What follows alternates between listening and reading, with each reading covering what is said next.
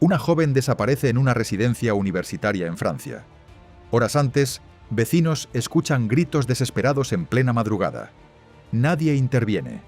Nadie llama a la policía. Días después, su teléfono sigue enviando mensajes como si nada hubiera pasado. Pero ella ya no vuelve a aparecer. No hay cuerpo, no hay despedida.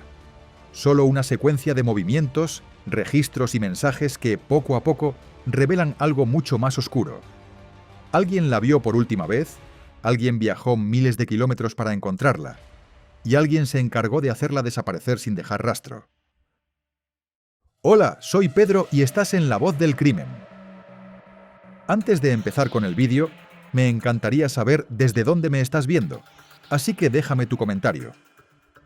Tampoco olvides darle me gusta y suscribirte para que no te pierdas ninguna de estas historias criminales reales que nos impactan a todos. Y ahora sí, sin más preámbulos, comenzamos.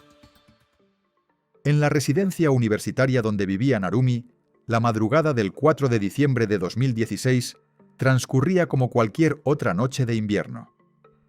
El silencio habitual fue interrumpido cerca de las 3:20 de la mañana por una serie de sonidos que varios estudiantes no lograron ignorar.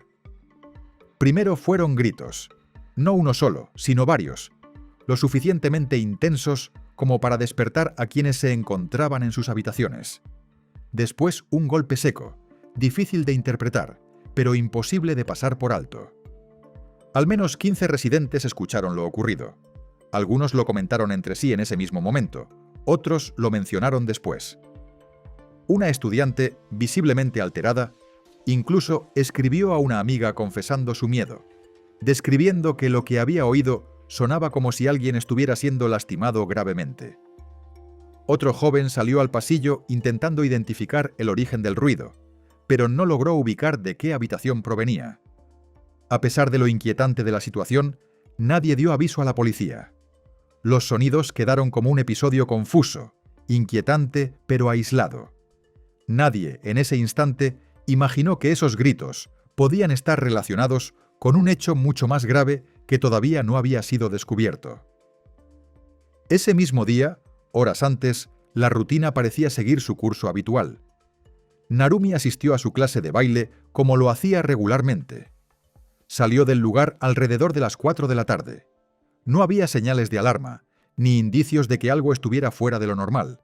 Todo indicaba que se trataba de un día común dentro de su vida en Francia. Sin embargo, a partir de ese momento, algo cambió.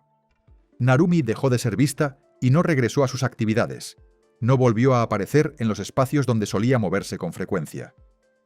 Sus compañeros comenzaron a notar su ausencia al día siguiente, especialmente porque ella era conocida por su responsabilidad y constancia en los estudios. Con el paso de las horas, la preocupación comenzó a crecer. No se trataba de una ausencia cualquiera. Narumi no solía desaparecer sin dar explicaciones. Su rutina era predecible, organizada. Por eso, el hecho de que no respondiera mensajes ni se presentara a sus compromisos encendió las primeras señales de alerta entre quienes la conocían. Mientras en Francia comenzaban a notar su ausencia, en Japón su madre continuaba escribiéndole con normalidad. Durante días, los mensajes enviados no obtenían respuesta. Pero lo más desconcertante no era solo el silencio, sino que los mensajes ni siquiera eran leídos, algo completamente inusual en la dinámica entre ambas. Tras 5 días sin contacto, finalmente llegó una respuesta. Sin embargo, lejos de tranquilizar, el contenido resultó extraño. Narumi se disculpaba por no haber escrito y mencionaba que su amigo era muy posesivo. El mensaje no encajaba con la forma en que solía comunicarse, ni con la claridad con la que normalmente se expresaba. En los días siguientes, nuevos mensajes comenzaron a aparecer.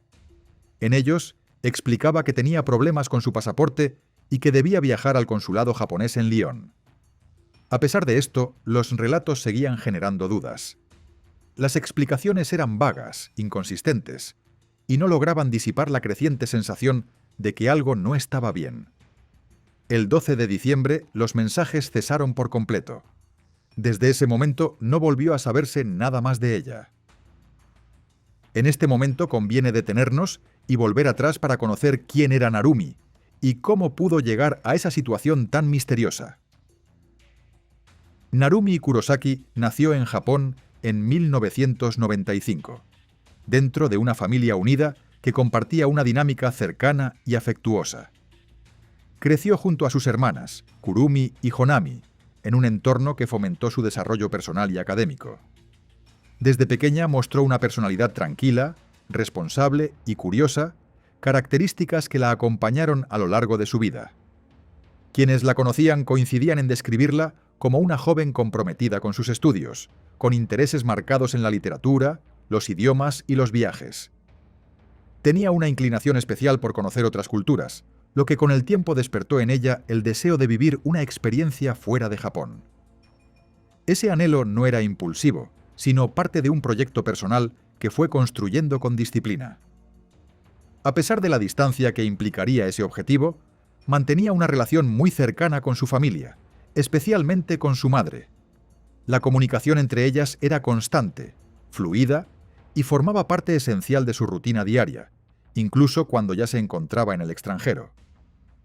En 2014, mientras aún se encontraba en Japón, Narumi conoció a Nicolás Humberto Cepeda Contreras, un joven chileno que había llegado al país con el propósito de continuar su formación en negocios. Proveniente de una familia acomodada, Nicolás se mostraba como una persona sociable, integrada y con facilidad para relacionarse con otros.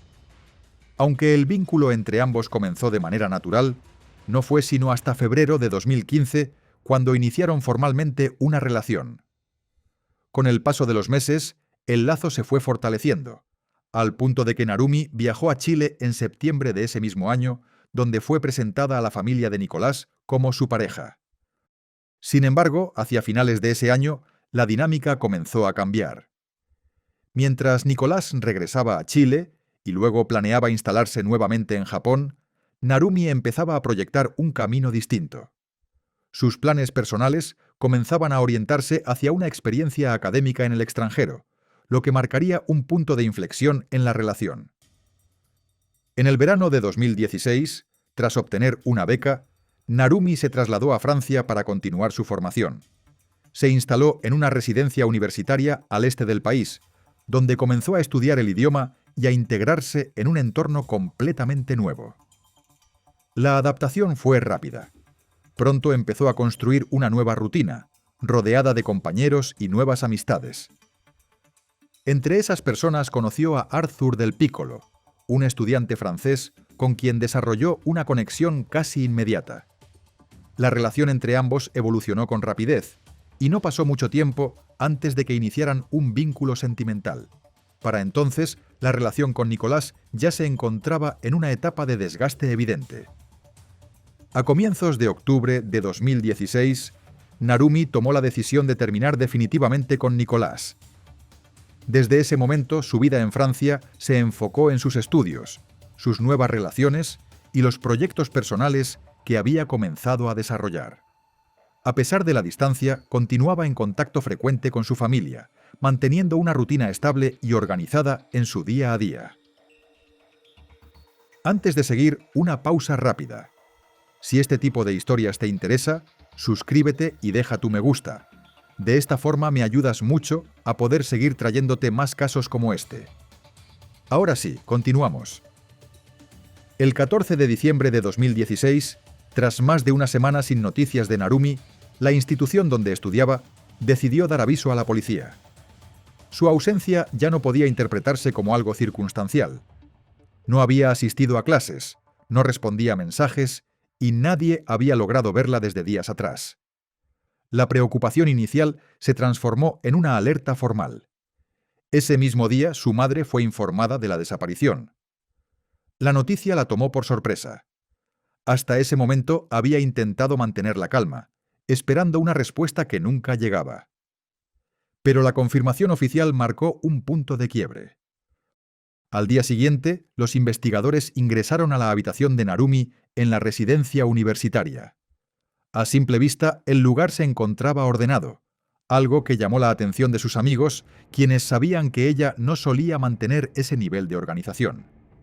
Dentro de la habitación estaban su abrigo, su computadora portátil y su cartera con dinero en efectivo, elementos que resultaban difíciles de conciliar con la idea de un viaje voluntario. Sin embargo, también notaron la ausencia de objetos clave: su pasaporte, su teléfono, una maleta y una manta. Aquella combinación de elementos presentes y ausentes comenzó a plantear más preguntas que respuestas. A medida que avanzaban las primeras diligencias, los investigadores comenzaron a detectar inconsistencias en los mensajes enviados desde el teléfono de Narumi. Las explicaciones sobre su supuesto viaje no coincidían con los datos verificados. Por ejemplo, el consulado al que decía dirigirse no correspondía con el que realmente debía atender su caso, lo que generaba dudas sobre la veracidad de su relato. Además, al reconstruir el trayecto del tren que supuestamente había tomado hacia Lyon, ninguno de los pasajeros cercanos al asiento asignado recordó haber visto a una joven con sus características. Este detalle resultaba especialmente significativo, ya que reforzaba la sospecha de que ese viaje podía no haber ocurrido como se describía en los mensajes. Mientras tanto, dentro de la residencia, comenzaban a cobrar relevancia los testimonios de quienes habían escuchado los gritos la madrugada del 4 de diciembre. Lo que en un inicio había sido percibido como un episodio aislado, ahora adquiría un nuevo significado dentro del contexto de la desaparición. Poco a poco, las piezas comenzaban a encajar en una dirección inquietante, aunque aún sin una conclusión clara. El avance de la investigación permitió reconstruir los últimos movimientos conocidos de Narumi. Uno de los datos más relevantes surgió al geolocalizar su teléfono la noche del 4 de diciembre. Según esos registros, había estado en un restaurante ubicado a unos 20 kilómetros de su residencia. Lo que llamó la atención no fue solo el lugar, sino el medio de pago utilizado: una tarjeta bancaria chilena. Ese detalle introdujo un nuevo elemento en la investigación. Hasta ese momento no se contemplaba la presencia de personas vinculadas a ese país en el entorno inmediato de Narumi. Sin embargo, a partir de ese indicio, los investigadores comenzaron a revisar con mayor detenimiento las posibles conexiones. Las cámaras de seguridad del restaurante captaron a Narumi saliendo del lugar esa noche a las 21:57, acompañada por un hombre. Una hora más tarde, ambos fueron registrados ingresando a la residencia universitaria. Ese sería el último momento en que se tendría evidencia visual de la joven. A partir de ese punto, la reconstrucción de los hechos se volvió crucial. La secuencia de imágenes, los registros de desplazamiento y los datos asociados a los movimientos de esa noche empezaban a delinear un escenario cada vez más claro. Sin embargo, aún quedaban elementos por esclarecer antes de poder comprender lo que realmente había ocurrido. Con esos nuevos indicios, los investigadores lograron identificar al hombre que había acompañado a Narumi la noche del 4 de diciembre. Se trataba de Nicolás Cepeda, su expareja. Lo que inicialmente parecía improbable por la distancia geográfica, comenzó a confirmarse a través de distintos registros. Había viajado a Europa a fines de noviembre, llegando a Ginebra antes de desplazarse hacia Francia. El análisis de sus movimientos resultó revelador. Había alquilado un vehículo y recorrido distintas ciudades del este francés, incluyendo la localidad donde residía Narumi. Entre el 1 y el 4 de diciembre, fue ubicado en varias ocasiones en las cercanías de la residencia universitaria y del centro de estudios de la joven. Incluso días antes de la desaparición, había sido visto dentro del edificio por otros estudiantes. Tras la última noche en que fue captado junto a Narumi, el vehículo permaneció estacionado durante horas frente a la residencia. Luego, en la madrugada del 6 de diciembre, volvió a ponerse en marcha. Los registros lo situaron nuevamente en zonas aisladas, incluyendo sectores boscosos que ya había visitado previamente. Al devolver el automóvil, los empleados notaron que estaba cubierto de barro, especialmente en el interior y el maletero. Paralelamente, el análisis de los mensajes intercambiados entre ambos en los meses previos permitió reconstruir la dinámica de la relación. Las conversaciones reflejaban tensiones constantes, con episodios marcados por celos, control y exigencias por parte de Nicolás. Narumi, por su parte, manifestaba incomodidad y desgaste frente a esa situación, especialmente tras su llegada a Francia y el inicio de una nueva etapa en su vida. Con la acumulación de pruebas, En enero de 2017, la justicia francesa emitió una orden internacional de captura contra Nicolás. Sin embargo, en un primer momento, la solicitud fue rechazada por las autoridades chilenas, lo que dejó el caso en una situación de estancamiento temporal.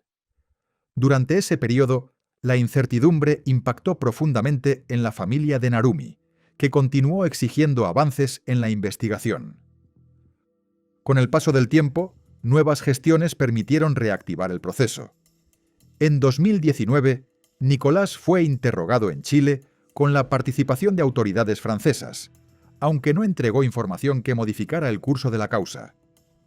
Finalmente, en 2020, la Corte Suprema chilena aprobó su extradición, considerando que existía evidencia suficiente para que fuera juzgado en Francia. Una vez trasladado, fue formalmente acusado de asesinato y quedó en prisión preventiva. El juicio se inició en marzo de 2022. Durante las audiencias, la Fiscalía presentó una reconstrucción detallada basada en registros de localización, movimientos bancarios, análisis de ADN y testimonios clave. Entre ellos, destacó el de un familiar que relató comportamientos y comentarios de Nicolás posteriores a los hechos, así como el de Arthur, quien aportó contexto sobre la relación de Narumi en sus últimos días. Además, se expusieron elementos que apuntaban a una posible planificación previa, incluyendo compras realizadas días antes de la desaparición y recorridos por zonas apartadas. También se evidenció que algunos mensajes enviados desde el teléfono de Narumi habrían sido elaborados por otra persona, lo que reforzaba la hipótesis de una simulación destinada a encubrir lo ocurrido. El 12 de abril de 2022, tras semanas de juicio, el tribunal declaró a Nicolás culpable de asesinato con premeditación. Fue condenado a 28 años de prisión, en un fallo que marcó un hito, considerando que el cuerpo de Narumi nunca fue encontrado. A pesar de la sentencia, la defensa presentó recursos que llevaron a una instancia de apelación. En 2023 se celebró un segundo juicio, donde surgieron nuevos testimonios que intentaban cuestionar la versión establecida. Entre ellos, el de un testigo que aseguró haber visto a Narumi días después de su desaparición. Sin embargo, el tribunal consideró que estos elementos no eran suficientes para revertir la condena, por lo que la sentencia fue confirmada. El caso volvió a tomar un giro en febrero de 2025, cuando la Corte de Casación de Francia anuló el veredicto por irregularidades procesales, ordenando la realización de un tercer juicio. Este se llevó a cabo en marzo de 2026, donde nuevamente se revisaron todas las pruebas, testimonios y argumentos. Finalmente, el 26 de marzo de 2026, Nicolás Cepeda fue condenado por tercera vez, esta vez a cadena perpetua. La decisión cerró el proceso judicial, estableciendo de manera definitiva su responsabilidad en el crimen, a pesar de que el cuerpo de Narumi nunca fue hallado. El caso quedó marcado como uno de los más complejos y mediáticos, no solo por su dimensión internacional, sino por la dificultad de reconstruir los hechos en ausencia de una evidencia fundamental. El caso de Narumi Kurosaki demuestra lo difícil que puede ser investigar un crimen cuando no hay un cuerpo. Durante días, hubo señales claras de que algo no estaba bien, pero no se actuó con la rapidez suficiente. Los gritos en la residencia, los mensajes incoherentes y su desaparición repentina no fueron tratados desde el inicio como lo que probablemente eran, indicios de un delito grave. También deja en evidencia cómo una relación marcada por celos y control puede escalar sin que el entorno intervenga a tiempo. Muchas de las conductas de Nicolás ya mostraban un patrón preocupante, pero no hubo mecanismos reales que frenaran esa situación antes de que fuera demasiado tarde. No es un hecho aislado, es un problema recurrente que sigue repitiéndose. Y aunque hubo condena, el caso quedó incompleto. Nunca se encontró el cuerpo de Narumi, lo que impide reconstruir completamente lo ocurrido.